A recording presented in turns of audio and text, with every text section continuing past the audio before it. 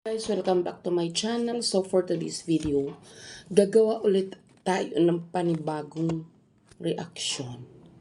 At sabi nga ni Inday Krishna, wala kayong magagawa.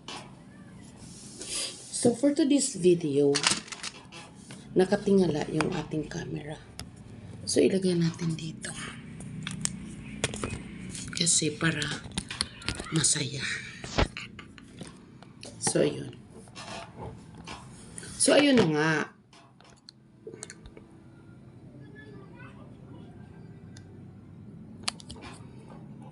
So, ayun na nga, guys. Dami kong nabasa doon sa isang video, sa isang comment. Kasi habang nag-scroll ako doon sa aking YouTube, may nabasa ako, grabe no? Grabe. Kung kilala nyo siguro si Krishna, pwede nyo sigurong sabihin ito. Kung kilala nyo personally, nakasama nyo na siya ng matagal, diba? Pero, kung hindi nyo pa siya nakasama at tanging dito lang sa SOCMED or sa mga video or sa mga napapanood natin, ninyo siya nakita, I think hindi nyo kailangan husgahan ng ganyan. No? Kasi, unang-una, wala kayong karapatan na manghusga sa isang tao. Diba? Lalo't lalo na kung wala naman siyang ginagawa sa inyo. Actually, ganun talaga pag-bashing. Diba? Given na ayaw nyo na doon sa isang tao. Pero I think, wala kayong karapatan. Diba? Husgahan, laitin, diba? At manduhan ang kahit sino sa pwede nang gawin. May nabasa kasi ako doon, grabe. Diba? Grabe yung atake nyo kay Krishna. Akala ko ba nakiusap na si Sir Paul? At saka, mind you ha, doon sa nagsasabi wag ko banggitin si Sir Paul. Excuse me, kailan ka lang ba naging supporter ni Sir Paul? At ano naman ang masama kung banggitin ko ang pangalan niya? Of course, hindi nga yung isa dyan na hindi nga nangingimi. Yung isa dyan na actor na banggitin ang pangalan ni Krishna. Diba? Kahit naman nahalatang halata na ayaw niya. So anong problema kung banggitin ko? Even Jose Rizal kaya kong banggitin dito. Even Bongbong Marcos kaya kong banggitin dito, di ba? So ano naman? Ano naman kung banggitin ko si Sir Paul? Di ba? Kaya ko nasasabi na grabe nila husgahan or laitin or husgahan nga, di ba? Si Krishna. Nandyan yung matigas ang ulo, nandyan yung nakikinig daw sa Alipores. Alipores, ibig sabihin yung mga followers. So, paano nyo nasabi na nakikinig si Krishna sa mga Alipores niya or mga alagad? Diba? Si Krishna ba ay walang sariling pag-iisip? Si Krishna ba ay hindi pwede magdesisyon ng kanyang sarili? Diba? At 21, she can do all things on her own.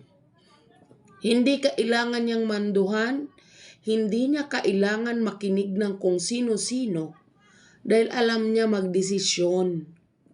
Diba? So matigas ang ulo.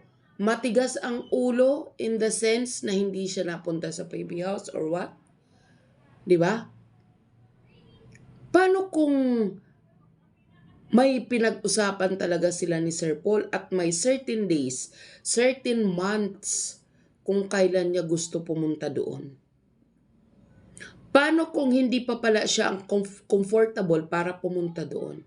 Pipilitin nyo? So, masasabi nyo na matigas ang ulo? Yan tayo eh. O, di ba? Mayroon pa nagsabi, dapat kasi yung babae na yan, siya ang nagpakumbaba. Oh, wow! Di ba? Binabalik nyo na naman. Alam nyo guys, porket may nasabi si Sir Paul sa live about dun sa nangyari sa Mindoro, kumbaga pahapyaw lang naman yun, wala naman talagang directly kung ano talaga yung nangyari. Parang nakapatay na si Krishna. Parang ipinako nyo na sa cross kasi nagawa niya yun. Hindi ka natin pare-pareho alam kung ano talaga exactly ang nangyari. Kumbaga ang nalaman lang natin, conclusion. Ang nalaman lang natin mga pahapyaw. Hindi natin narinig kung ano talaga exactly ang nangyari. Diba? So, paano nyo masasabing magpakumbaba? Paano pala yung tao kung mayroon siyang pagka-introvert? Diba? Nahihiya siya. Hindi niya kaya mag-solo na mag-approach. Diba? O so, ano naman ang problema? Nagkaayos, diba? Pinuntahan mismo ni Sir Paul. Ganon kabuting tao si Sir Paul. Diba? Mas minabuti niya mag-reach out doon kay Krishna, diba? Kasi sabi nga niya, ang Diyos nga nagpapatawad eh. Diba? Yung mga nakapatay nga ng rape, diba? Binibigyan pa rin ng justice. Pero itong taong ito, dahil galit kayo kay Krishna, akala nyo nakapatay na, na gusto nyo nang ipako sa cross, na grabe na yung panlalait nyo, panghuhusgan nyo sa kanya. Ang kakapal naman ng mga mukha nyo. Diba? Ma-pride. Paano nyo ba ipapaliwanag yung pride?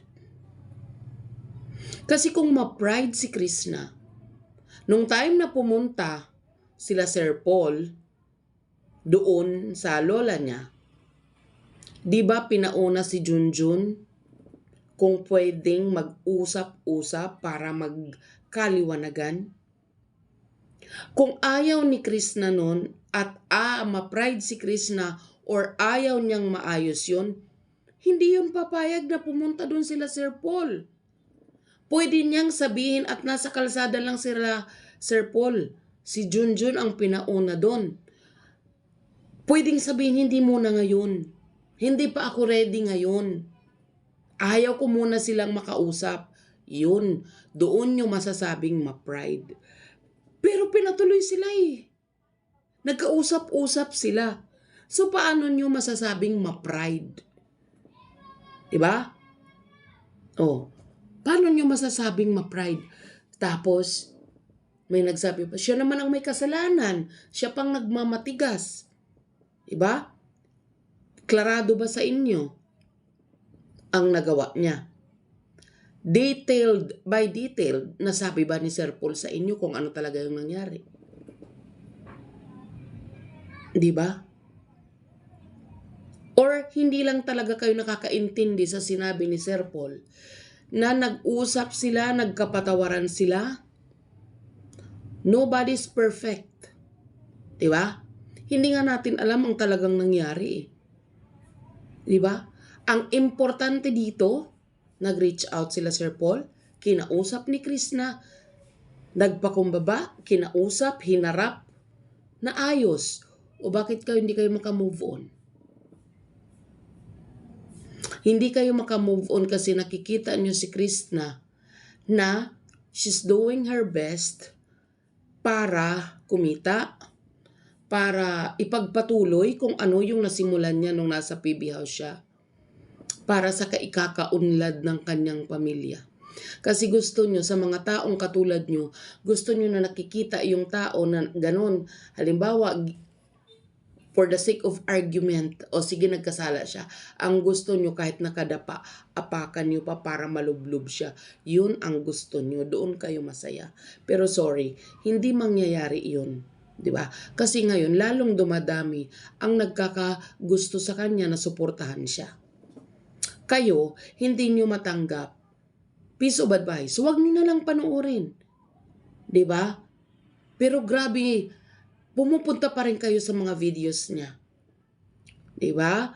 Para pumupunta kayo doon sa isang reactor para lang pagpiestahan niyo siya. Hindi maganda yan, guys. Bigyan niyo siya ng kapirasong respeto. Dahil lalong-lalo na kung wala naman kayong ambag sa buhay niya. 'Di ba? Bigyan niyo sila ng kapirasong peace of mind. Kung wala ka rin lang naman ambag, 'di ba? Huwag kang manghusga kung ayaw mong mahusgahan. Yun lang.